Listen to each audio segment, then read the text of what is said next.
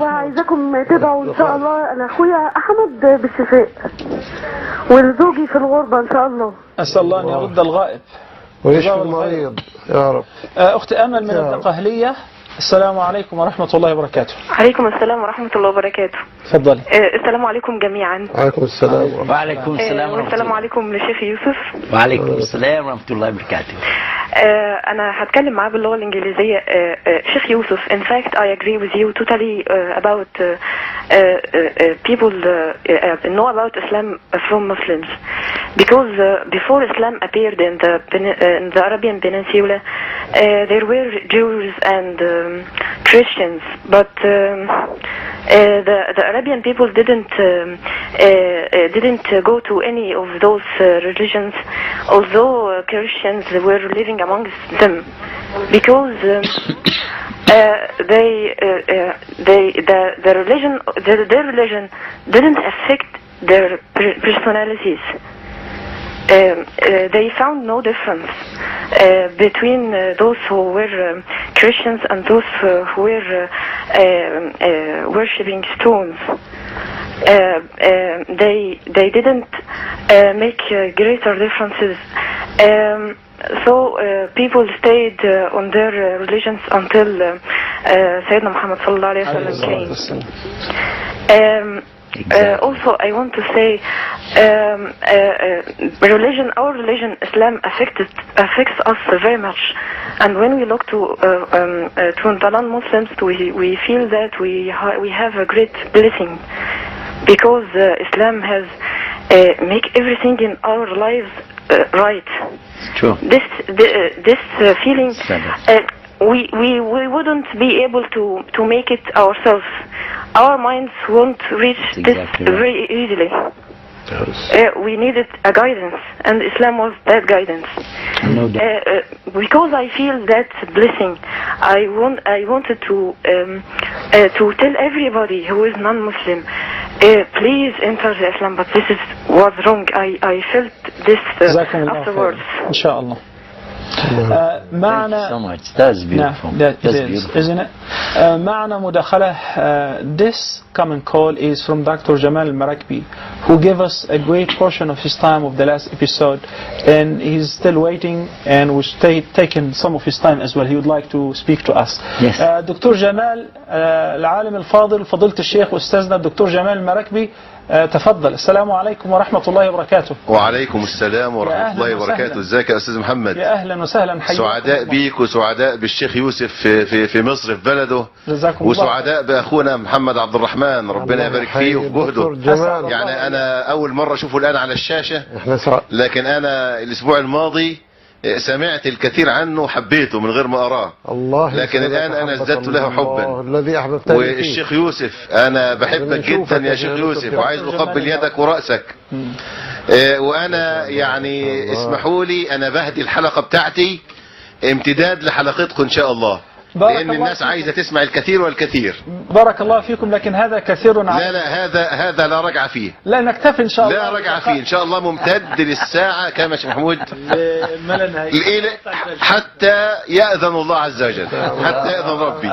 أذن الآن. ربنا يبارك فيكم، وسعيد جدا إنني دخلت هذه المداخلة، وعايز الشيخ يوسف والشيخ محمد ما يدعوا لي ولا ينسوني من دعوة طيبة. أسأل الله أن يتقبل منا ومنكم. آمين. ربنا يبارك فيكم. لا نستحق والله. شكر الله لكم وبارك فيكم، وأعز الله بكم الإسلام، وأعزنا وأعزكم بالإسلام. اللهم آمين. وهذا النموذج، هذه الحلقة وهذا النموذج، أنا في اللقاء الماضي عملت حلقتي مخصوص تعقيب على حلقة الأسبوع الماضي. الله أكبر. وطلبت من إخواننا على الإنترنت إن هذه الحلقة والحلقات الأخرى تبث بكل اللغات، لأن إخواننا في أحوج ما يكونوا لمثل هذه الفتوح.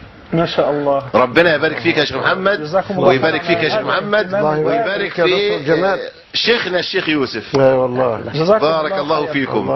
السلام عليكم ورحمة الله وبركاته. This is actually a very generous offer from Dr. Jamal al-Marakbi, who is a very honorable scholar, one of the great scholars in Egypt.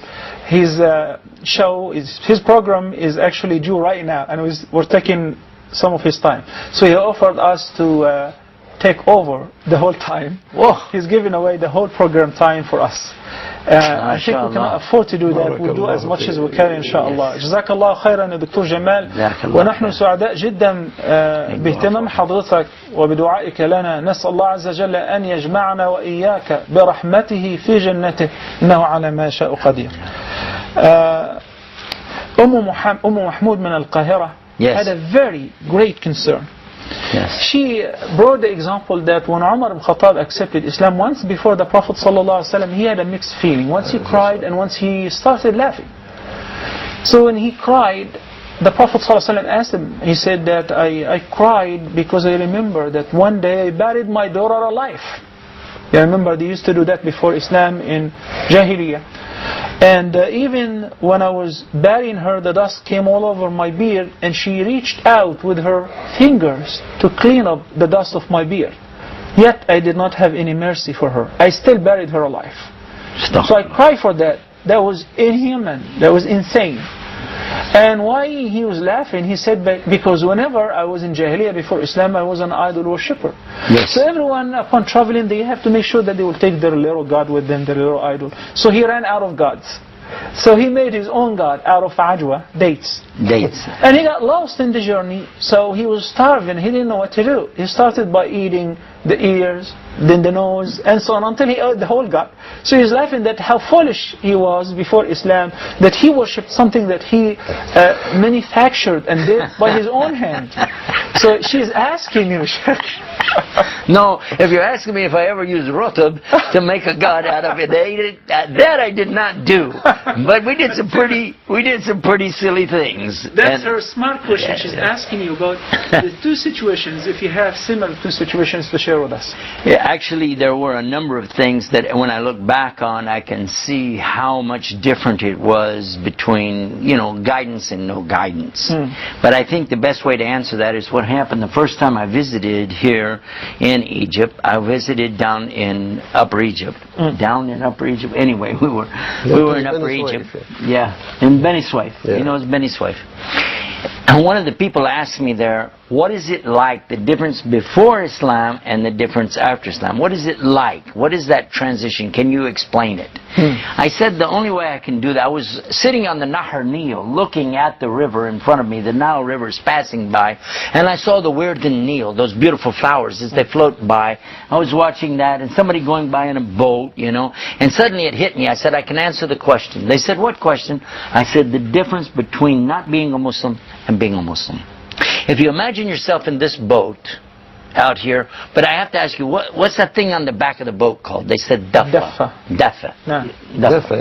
They said, this is Dafa. I said, okay, now imagine yourself in a boat like this with blindfold, you can't see, you can't hear, something in your ears. So in this condition, and no Dafa, but you feel the boat moving. You feel the wind maybe in your face, water spraying on you, but you don't know, why am I moving, how am I going, how is everything. But then one day, somebody removes this from your ears, from your eyes, and gives you dafa. This is the difference. But it doesn't guarantee you're going to go the right way even now. It doesn't guarantee your safety, but what it guarantees you is this, at least you're capable of understanding and making your own choices based on what? Based on correct knowledge. Correct. اسمحوا لي أن ألخص كيف يشبه الشيخ حاله قبل الإسلام وبعده في كلمات بسيطة من قصة طويلة كما رأيتم حكاها الشيخ حينما معذرة سئل عن ذلك من قبل. هو يشبه الكافر بما فيهم هو قبل أن يسلم بشخص على عينه عصابة لا يسمع لا يرى فاقد التحكم وهو جالس في قارب، والقارب يأخذه حيثما يأخذه، ليس له أدنى تحكم في القارب. الدفة تتحرك وهو لا يدري إذا كان هو يتحرك ولا لا، وإذا كان يتحرك يمنة ولا يسرة، يذهب إلى الأمام ولا يتحرك إلى الخلف، غير مدرك تماما لما يجري حوله. يشبه الكافر بمثل هذا التشبيه، صم أبكم أعمى، لا يدري ما يحدث في هذه الدنيا، لا يدري السبب الذي من أجله خلق، ولا يدري ماذا سوف يحدث له بعد الممات، ولذلك فهو لا يعمل من أجله. ثم بعد ذلك حاله أو حال هذا الشخص بعد أن يسلم يشبهه بهذا الراكب الذي في القارب وقد خلعت عن عينه العصابة وصار الآن يرى ويسمع وأعطي القدرة على التحكم في الدفة، فهو الآن